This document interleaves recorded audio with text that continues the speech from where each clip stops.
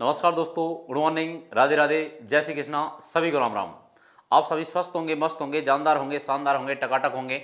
और आप सभी जुड़े हुए हैं मेरे साथ में उत्कर्ष एग्रीकल्चर यूट्यूब चैनल पर। और यहाँ हम पढ़ रहे हैं राजस्थान का इतिहास और उसमें मॉडर्न राजस्थान पढ़ रहे हैं। और मॉडर्न राजस्थान में आज का जो टॉपिक है वो किसान आंदोलन, जिसको हमने पहले 15 प्रश्न कर चुके हैं। आज पार्ट सेकंड रहेगा और राजस्थान का जो टॉपिक रहेगा वो आपका किसान आंदोलन रहेगा।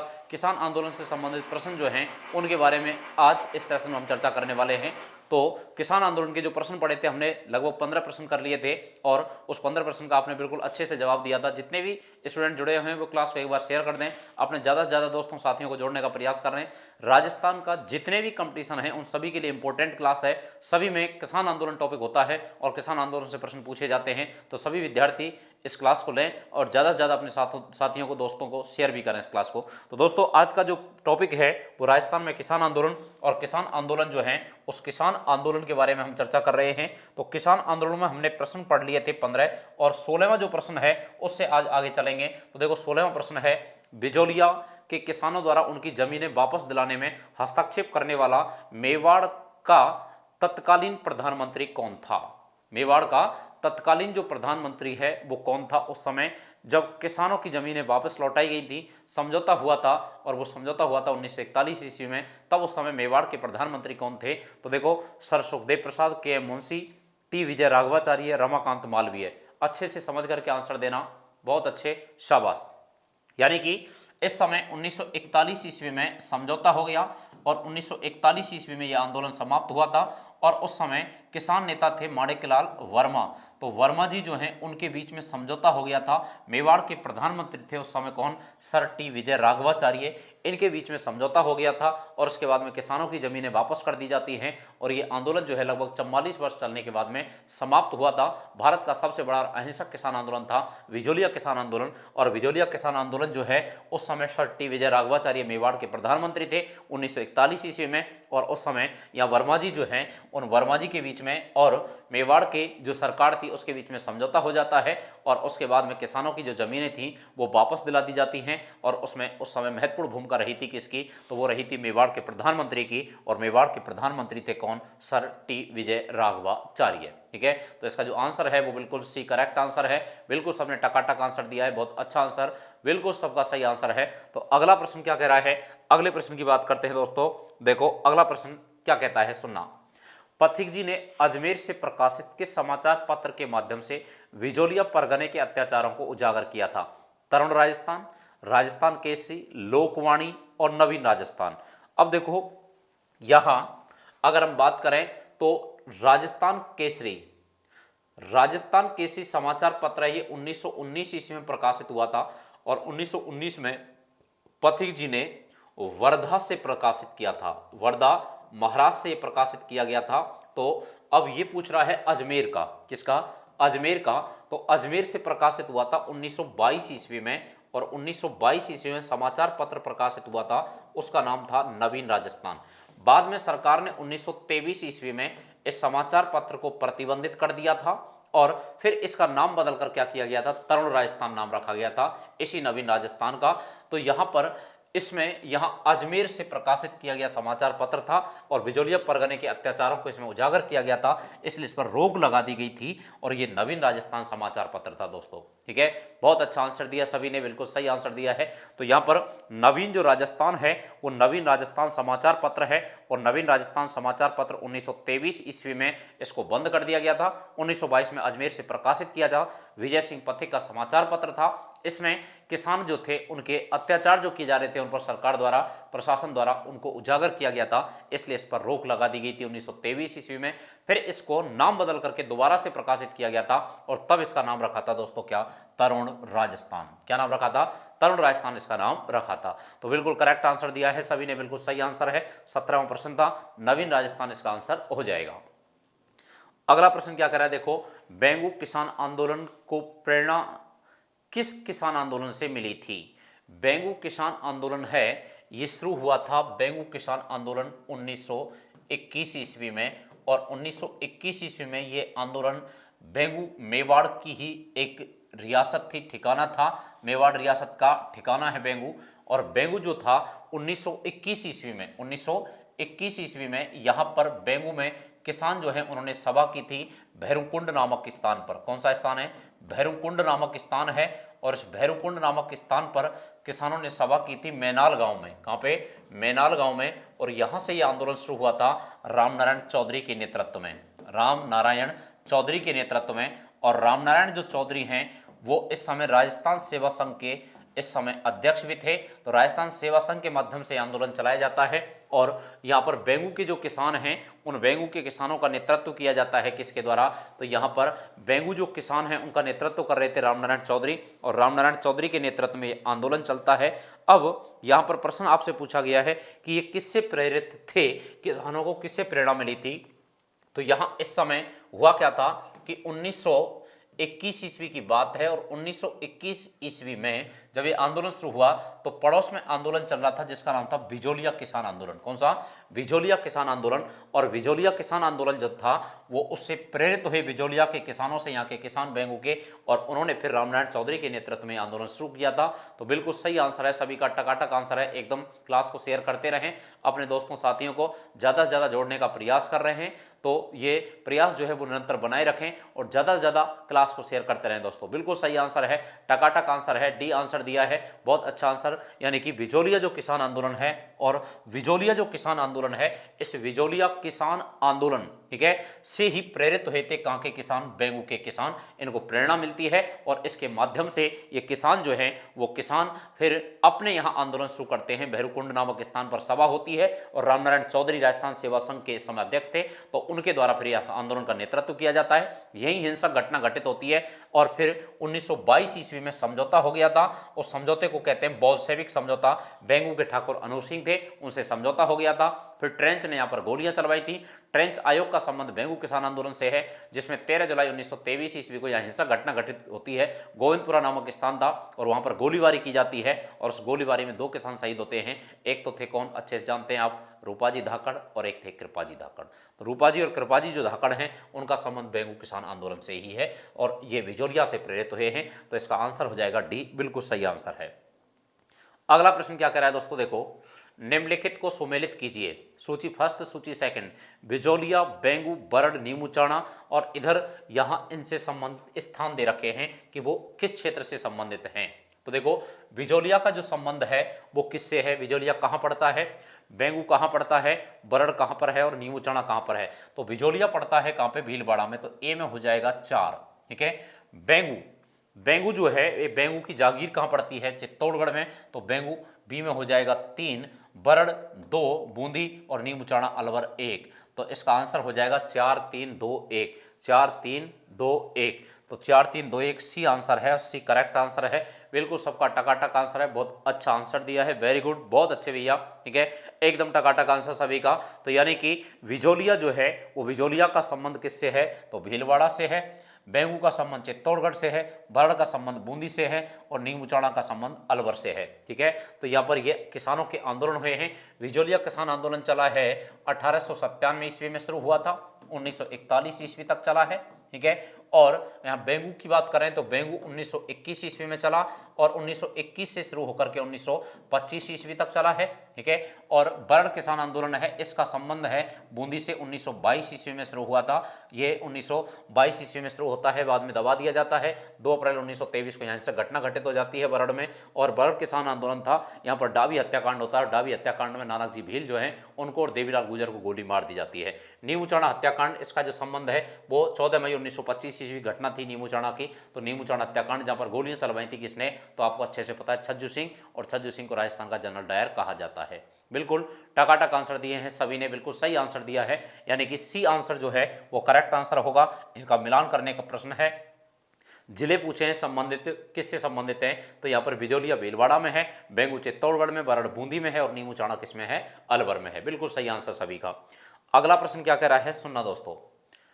किसान आंदोलनों में सरकार द्वारा किए गए हत्याकांडों के संबंध में निम्नलिखित कूट फर्स्ट कूट सेकंड को सही सुमेलित कर सही विकल्प का चयन करें।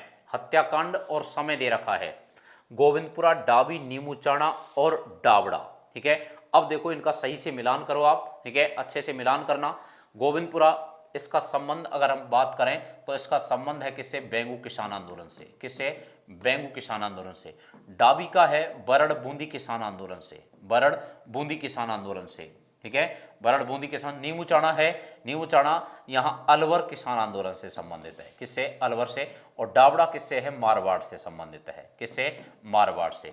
तो ये तो बात हो गई यहाँ पर इनके संबंध की, ठीक है। और ये बेंगू कहाँ पे, मेवाड़ में। बेंगू कहाँ पे, मेवाड़ में, चित्तौड़गढ़ में है, ठीक है। अब यहाँ पर बात करें इनके मिलान की घटनाओं की, तो देखो गोविंदपुरा जो हत्याकांड है वो कब घटित हुआ है, तो ये 13 जुलाई 1923 ईस्वी को, ठीक है। यहाँ पर 2 किसान मारे गए थे, जिनमें एक तो थे रूपाजी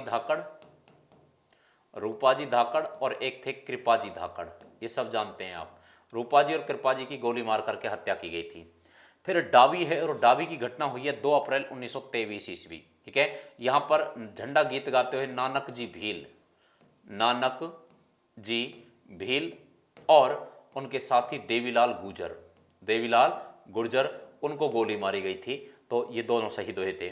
नीमूचाणा हत्याकांड की घटना घटित हुई 14 मई 1925 ईस्वी को। इसमें यहाँ लगभग 156 लोग मारे गए थे, सरकारी रिपोर्ट के अनुसार इतने व्यक्ति मारे गए। और डाबड़ा हत्याकांड है 13 मार्च 1947 डाबड़ा डीडवाना में, और यहाँ पर 12 किसान जो है उनकी गोली मार करके हत्या की गई थी। तो 12 किसान जो हैं वो 12 किसान यहाँ पर शहीद हुए हैं, और 12 किसान शहीद हुए हैं कहाँ पे, तो यहाँ डाबड़ा जो हत्याकांड है 13 मार्च 1947 को। तो यहाँ पर इनका संबंध है, इस प्रकार इसका मिलान हो जाएगा। तो आंसर होगा इसका 2 3 4 1, 2 3 4 1, 2 3 4 1, यानी कि सी आंसर होगा, और सी इसका करेक्ट आंसर है, ठीक है। तो 2 3 4 1 ऐसे इसका मिलान हो जाएगा। बिल्कुल सही आंसर दिया है, सभी ने अच्छा मिलान किया है, बिल्कुल टकाटक आंसर है सभी का, वेरी गुड। तो यहाँ पर इसका जो आंसर है वो क्या हुआ दोस्तों, सी आंसर हो गया। यानी कि इस प्रकार इनका मिलान हम कर सकते हैं, इस प्रकार इनका मिलान हो सकता है, ठीक है। बिल्कुल टकाटक आंसर है, सही आंसर है। चलो अगले प्रश्न की तरफ बढ़ते हैं। अगला प्रश्न क्या कह रहा है, उससे पहले आप सभी के लिए इंपॉर्टेंट सूचना, जितने भी पशु परिचर के विद्यार्थी हैं उनके आवेदन शुरू हो चुके हैं, और फॉर्म भरना स्टार्ट है 19 जनवरी से लेकर के 17 फरवरी तक आप फॉर्म फिल कर सकते हैं, ठीक है। तो ये इसकी फॉर्म भरने की डेट है, आवेदन शुरू हो चुके हैं। और उत्कर्ष उसके लिए आपके लिए क्या कर रहा है, उत्कर्ष ने आपके लिए जो ऑनलाइन कोर्स है जो 10,000 रुपये का है उसको मात्र 2,000 रुपये का कर दिया है। आप उसको लैब फ्रॉम क्लासरूम बैच है उसको ज्वाइन कर सकते हैं।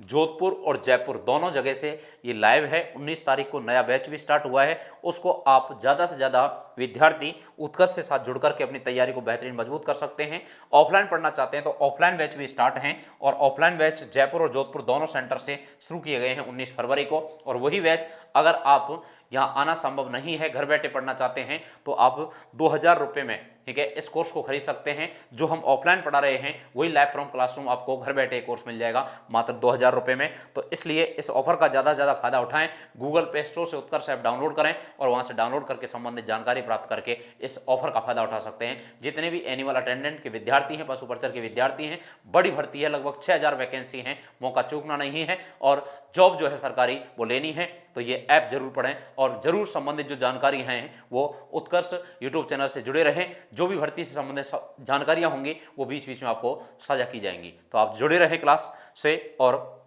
अगला जो प्रश्न है वो प्रश्न क्या कह रहा है देखना, विजोलिया के किसानों पर चवरी लाग नामक एक नया कर लगाया गया था, ठीक है।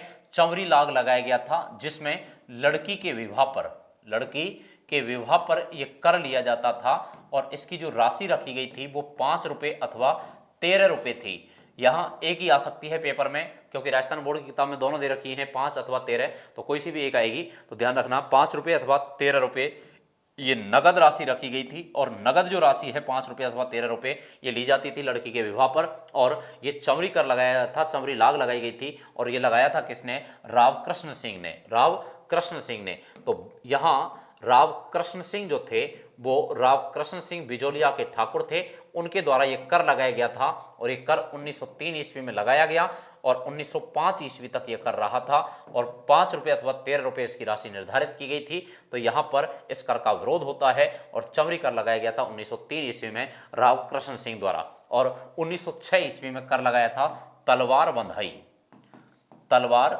कर लगाया था, और तलवार बंधाई को ही कहते हैं उत्तराधिकार शुल्क। तो उत्तराधिकार शुल्क जो है, तलवार बंधाई जो कर लगाया गया था, वो लगाया गया था किसके द्वारा? राव पृथ्वी सिंह। तो राव पृथ्वी सिंह नए ठिकानेदार बने थे 1906 ईस्वी में।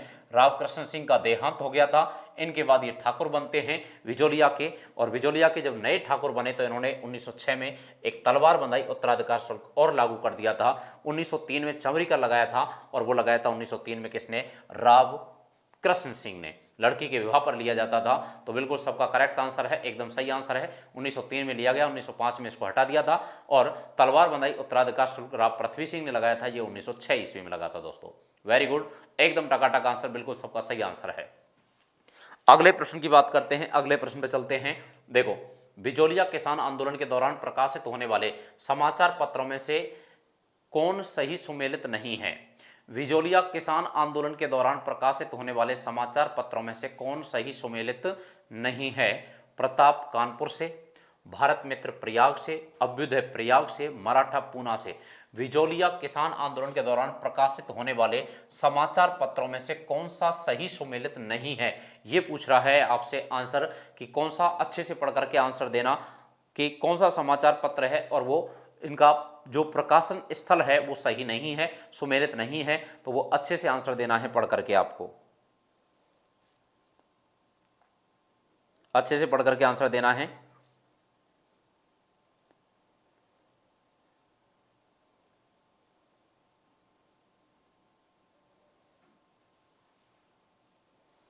अच्छे से पढ़ करके आंसर देना है, शाबाश। तो देखो, समाचार जो पत्र हैं, समाचार पत्र, उनका प्रकाशन कहां से है ये पूछा है।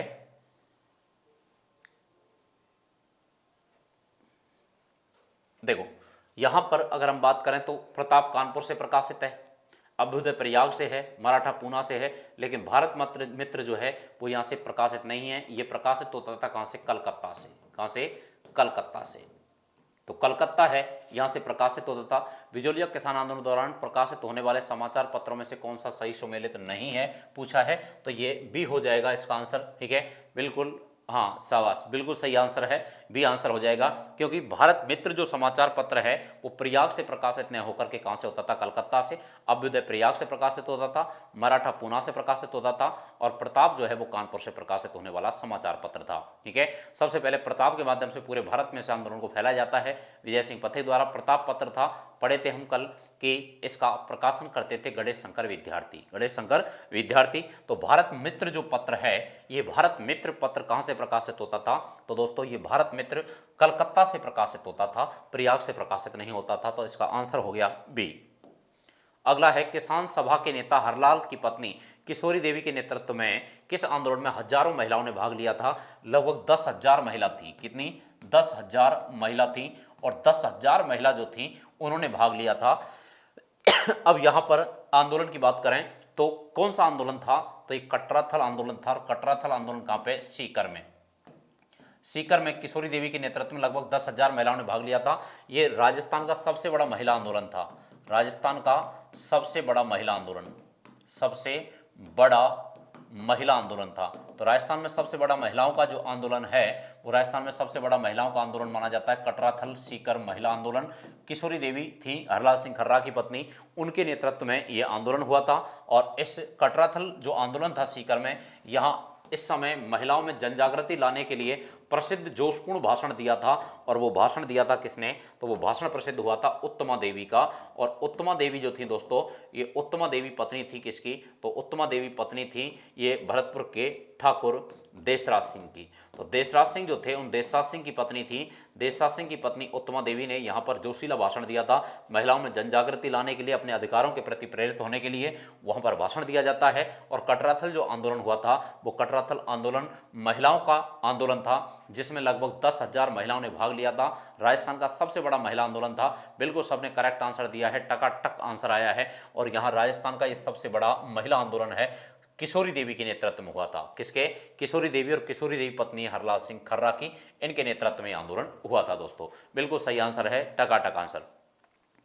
अगला प्रश्न क्या कह रहा है? देखो, महात्मा गांधी ने यंग इंडिया समाचार पत्र में किस हत्याकांड को जलियांवाला बाग हत्याकांड से भी भीभत्स बताया था?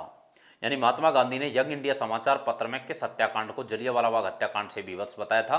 तो मैंने एक कल भी आपको बताया था, एक यंग इंडिया समाचार पत्र है गांधी जी का, यंग इंडिया, और यंग इंडिया जो समाचार पत्र था गांधी जी का, उसमें इन्होंने यहाँ जलियांवाला बाग हत्याकांड से भी विभत्स भयानक बताया था, ठीक है, विभत्स बताया है, और इसको दोहरी डायरशाही कहा था, दोहरी डायरशाही।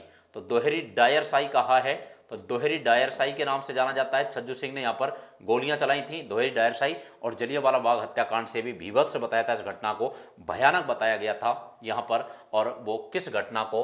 तो यहाँ नीम चाण हत्याकांड, और नीम चाण हत्याकांड की डेट याद ही है सबको, 14 मई 1925 ईस्वी, जिसमें सरकारी रिपोर्ट के अनुसार लगभग यहाँ पर 800 लोग इकट्ठा थे, जिनमें से 156 लोग मारे गए थे। तो यहाँ का जो आंसर है वो इस प्रश्न का आंसर हो जाएगा डी आंसर, यानी कि यंग इंडिया समाचार पत्र में गांधी जी ने इसकी आलोचना की थी और उसको विभत्स बताया था तथा दोहरी डायरशाही की संज्ञा दी थी नीम चाण हत्याकांड को। तो नीम चाण हत्याकांड अलवर किसान आंदोलन से संबंधित है, नीम चाण हत्याकांड, और नीम चाण हत्याकांड की डेट है 14 मई 1925 ईस्वी। शाबाश, बिल्कुल सही सबकी।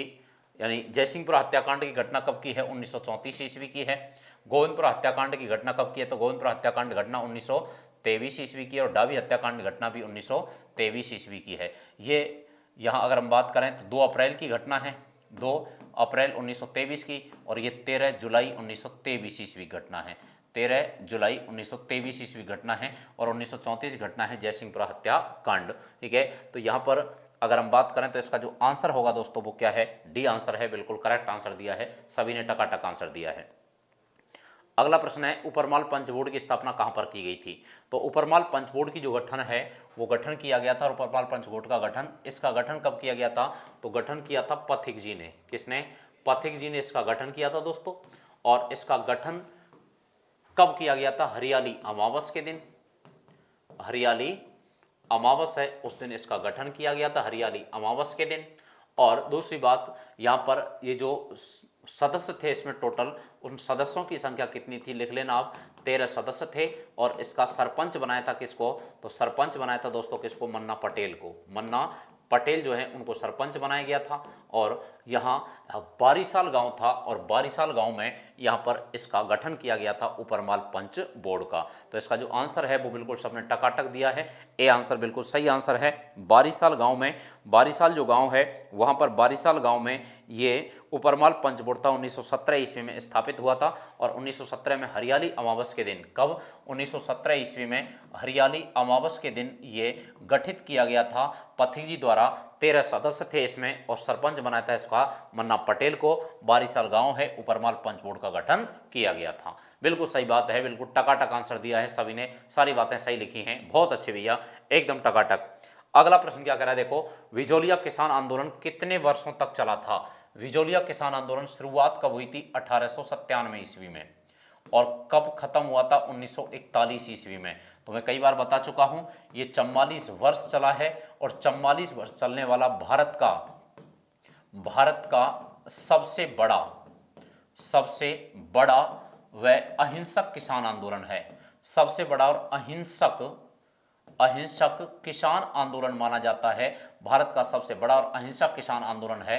कौन सा किसान आंदोलन? जो 44 वर्ष तक चला है, विजोलिया किसान आंदोलन है। 1897 से लेकर के 1941 ईस्वी तक चला है।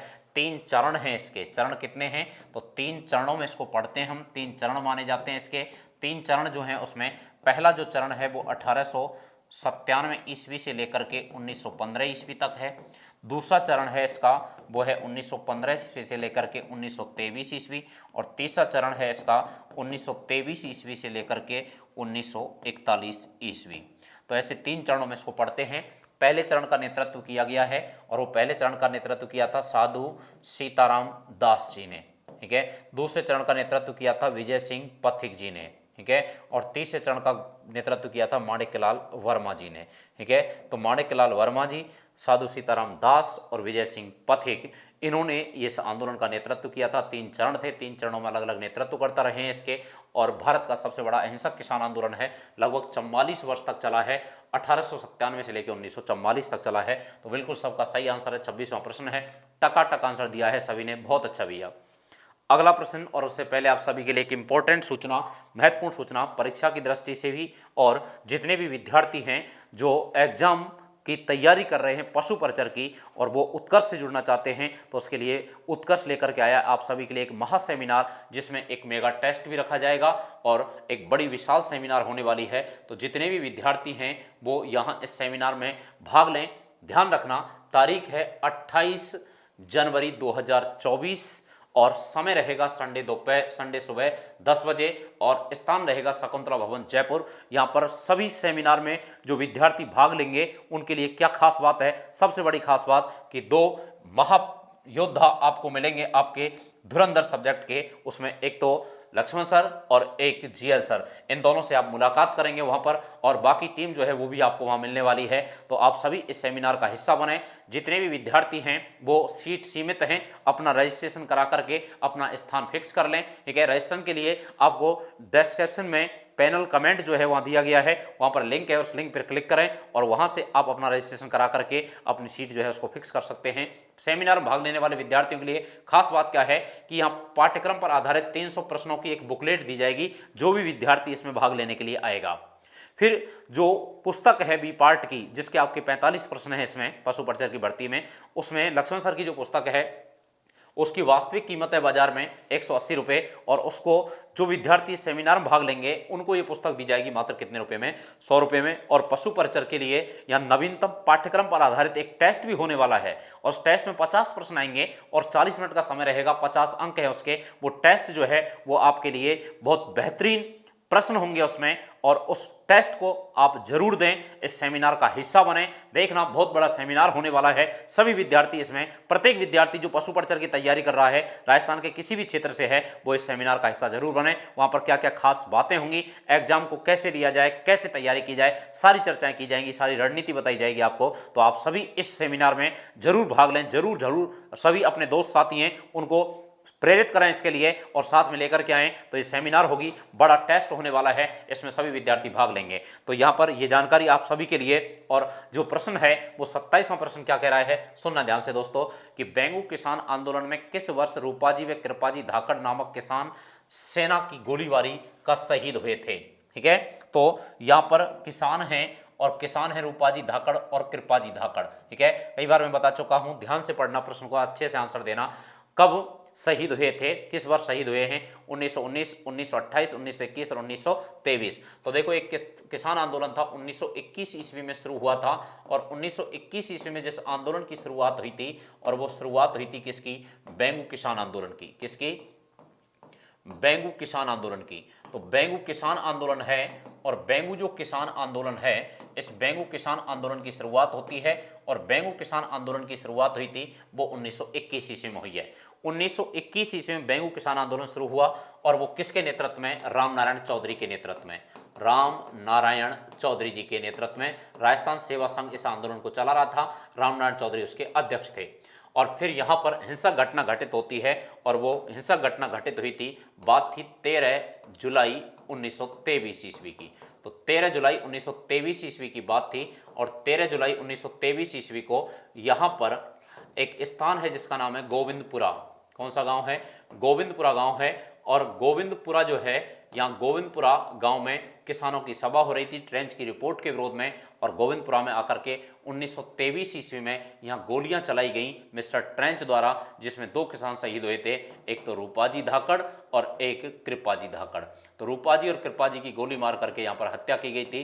तो इस घटना का संबंध है, अब यहाँ आंसर किससे, डी आंसर हो जाएगा, यानी कि 1923 ईस्वी में ये दोनों शहीद हुए थे, और ये आंदोलन शुरू हुआ था 1921 ईस्वी में। बिल्कुल टकाटक आंसर दिया है, सभी ने बहुत अच्छा आंसर दिया है, बहुत अच्छा आंसर, बिल्कुल सबने सही बातें लिखी हैं, वेरी गुड, बहुत अच्छे भैया। ठीक है, तो यहाँ जितने भी विद्यार्थी जुड़े हुए हैं वो क्लास को शेयर भी करते रहें अपने दोस्तों साथियों को, ज़्यादा से ज़्यादा पढ़ने के लिए प्रेरित करें, और जिसने बेल आइकन प्रेस नहीं कर रखा है वो बेल आइकन प्रेस कर लें, जिससे आपको नोटिफिकेशन मिल जाए क्लास का कि कितने बजे क्लास होगी, कब किसकी क्लास होगी। वो सारी बातें जो एग्रीकल्चर यूट्यूब चैनल है उत्कर्ष का, वो सारे नोटिफिकेशन आपके पास जब आएंगे तो उनसे संबंधित जो भी जानकारी होंगी वो आपको मिलती रहेंगी। तो यहाँ पर प्रश्न था, इस प्रश्न का आंसर बिल्कुल टकाटक आंसर दिया है सभी ने, बिल्कुल सही। भोजी लंबरदार का संबंध किस किसान आंदोलन से है। तो देखो, भोजी लंबरदार काफी चर्चा में रहे थे, लंबरदार थे एक, और ये लंबरदार थे भोजी लंबरदार। बात थी अगर हम बात करें तो 1931 ईस्वी की, 1931 ईस्वी की बात थी। और 1931 ईस्वी में यहाँ पर किसानों का जो आंदोलन हुआ था भरतपुर में, उसका नेतृत्व किया था भोजी लंबरदार ने। और भोजी लंबरदार जो है वो भरतपुर में आंदोलन करते हैं। बाद में लगभग 500 लंबरदार जो थे उनको इन्होंने इकट्ठा करके सभा की थी यहाँ भरतपुर में। इस दिन 1931 ईस्वी में बात थी 23 मई की, 23 मई 1931 ईस्वी की बात थी। यहाँ इनको गिरफ्तार करके इस आंदोलन को दबा दिया जाता है। तो भोजी लंबरदार का संबंध है दोस्तों किससे? भरतपुर से। किससे?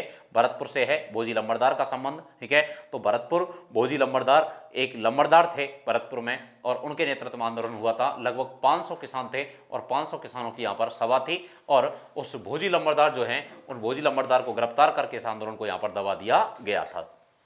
अगला प्रश्न क्या है दोस्तों? देखो, अंजुमन खादिमुल इस्लाम नामक संस्था का संबंध किस किसान आंदोलन से है? अंजुमन खादिमुल इस्लाम संस्था ये स्थापित की गई थी 1932 ईस्वी में, 1932 1932 ईस्वी में स्थापित की गई थी दोस्तों। और इसके संस्थापक जो थे वो कौन थे? तो इसके संस्थापक की हम बात करें तो यहाँ पर ये अंजुमन खादिम उल इस्लाम संगठन था, और ये स्थापित किया गया था 1932 ईस्वी में, 1932 ईस्वी में। अब यहाँ पर इसके संस्थापक थे, उनका नाम था मोहम्मद हादी, मोहम्मद हादी। तो मोहम्मद हादी जो हैं उनके द्वारा इसकी स्थापना की गई थी। और अंजुमन खादिमुल इस्लाम जो संगठन है उसने मेव क्षेत्र में, मेवात जो क्षेत्र है अलवर का, उस मेवात क्षेत्र में यहाँ पर आंदोलन किया था, आंदोलन चलाया था। और उस आंदोलन जो है उसका यहाँ पर नेतृत्व जो किया गया था, इससे जुड़े हुए थे एक नेता अंजुमन खादिमुल इस्लाम के, जिनका नाम था चौधरी यासीन खान, गुड़गांव के चौधरी यासीन खान। तो चौधरी यासीन खान जो थे वो चौधरी यासीन खान, इनका संबंध इसी आंदोलन से है। अंजुमन खादिमुल इस्लाम संगठन के ये सदस्य थे और इन्होंने मेव किसान जो आंदोलन है उसका नेतृत्व किया था। तो मेवात क्षेत्र में यहाँ आंदोलन हुआ था, और मेव किसान जो आंदोलन है वो मेव किसान आंदोलन हुआ था 1932 ईस्वी में डॉक्टर मोहम्मद हादी के नेतृत्व में, और चौधरी यासीन खान इससे जुड़े हुए थे। इन्होंने आंदोलन किया था। यहाँ पर जो समस्याएं थी उनको लेकर के आंदोलन चलाया जाता है। 1932 ईस्वी की बात थी, मेव किसान आंदोलन के नाम से इसको जाना जाता है। तो दोस्तों इसका जो आंसर है बिल्कुल सबने टकाटक आंसर दिया है, बी आंसर हो जाएगा, बिल्कुल करेक्ट आंसर है। अगले प्रश्न की तरफ बढ़ते हैं दोस्तों। अगला प्रश्न क्या करा है? देखो, 23 नवंबर 1931 ईस्वी को किसने भरतपुर में व्यापक किसान विरोध का आयोजन किया, और जिसके कारण उनकी गिरफ्तारी से लघु किसान आंदोलन समाप्त हुआ था? तो अभी थोड़ी देर पहले पढ़े थे हम, वही आंसर है इसका, भोजी लंबरदार। भोजी लंबरदार हैं, और भोजी जो लंबरदार हैं, भोजी लंबरदार, उनका भोजी लंबरदार का, ठीक है, यहाँ पर भोजी जो लंबरदार हैं उनका आंदोलन हुआ था 1931 में, उनको गिरफ्तार कर लिया गया था। ठीक है, और गिरफ्तार करके फिर जब उनको गिरफ्तार कर लिया तो गिरफ्तार करके उनको फिर यहाँ इस आंदोलन को दबा दिया गया था। तो भोजी लंबरदार थे, लगभग 500 लंबरदारों को लेकर के उन्होंने आंदोलन किया था भरतपुर क्षेत्र में। तो यहाँ पर इसका आंसर बिल्कुल सबने करेक्ट आंसर दिया है, ठीक आंसर दिया है, बहुत अच्छा आंसर दिया, बिल्कुल टकाटक आंसर है। भोजी लंबरदार है, और भोजी लंबरदार जो हैं उनके संबंध है या भरतपुर में एक व्यापक किसान विरोध आंदोलन किया था इन्होंने, इनकी गिरफ्तारी की थी और इसके बाद में ये आंदोलन समाप्त कर दिया गया था। तो दोस्तों ये बातें थी आपके किसान आंदोलन के प्रश्न थे। आगे हम एक पार्ट और लेने वाले हैं और उसको पार्ट को कल पढ़ेंगे। आज आपके जो प्रश्न है वो लगभग हमने 15 प्रश्न इसमें कर लिए हैं, 15 पहले कर लिए, 30 प्रश्न हो गए टोटल। सभी क्लास से डेली रेगुलर जुड़ें और क्लास जो है उस क्लास से जुड़ करके अपनी तैयारी को बेहतरीन मजबूत कर सकते हैं। राजस्थान के किसी भी कंपटीशन तैयारी कर रहे हैं सभी के लिए इंपॉर्टेंट क्लास है, किसान आंदोलन पढ़ रहे हैं दोस्तों, तो सभी विद्यार्थी ध्यान दें। और सभी अगर लाइव नहीं ले पाते हैं तो बाद में क्लास को जरूर लें दोस्तों। धन्यवाद। जय हिंद, जय भारत, जय जय राजस्थान।